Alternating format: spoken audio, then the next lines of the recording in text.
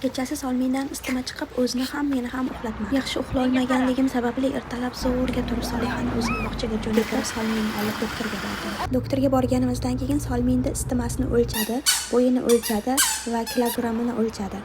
Doktor Solminni yaxshilab tekshirib ko'rib, isitma chiqish sababini aytib berdi. Bolangiz shamollagan, burni tashqariga emas, ichkariga qarab oqyapti. Dorilarni vaqtida bering, har 4 soatda bersa bo'ladi isitma chiqqanda deb aytgandan keyin dorilar retseptini olib, dorixonaga borib, dorilarni olib uyga keldik. Uyga kelganimizdan keyin Solminda yana isitmasi ko'tarilib ketdi. Dorisini ichgan taqdirda ham tezda tushmadi, injiqlik qilib yig'layverdi. Shunda dokani olib suvga botirib, peshonasini, qo'ltig'ini tagini, oyog'ini tagini va tizzasini artganimdan keyin isitmasi tushdi. Koreyada bola uchun berilgan dorilarni ko'rsataman. Solmin bugun doktorga borganda Solmin uchun bergan dorilar hammasi sirop ko'rinishida bo'ladi. Koreyaning dorilari bolalar uchun. Mana bunga ichiga 3 ta dori kiritilgan dedi. Nima qilib qo'llatib berasiz dedi. Mana bunisi antibiotik ekan.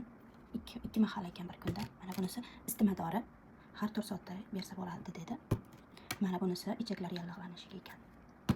Mana bunisi anaqa un dori bo'ladi. Unga o'xshagan ichida. Suvga aralashtirib beramiz. Mana bunaqa 2 ta idish beradi, bo'sh idish. Bunda hozir bittasida dori berdim. Hammasini ichmagani uchun turibdi. Bunga o'lchab beriladi. Dorilari chekini yo'qitib qo'yibdi. 5000 bo'ldi. O'zbek puliga 50 ming bo'ladi.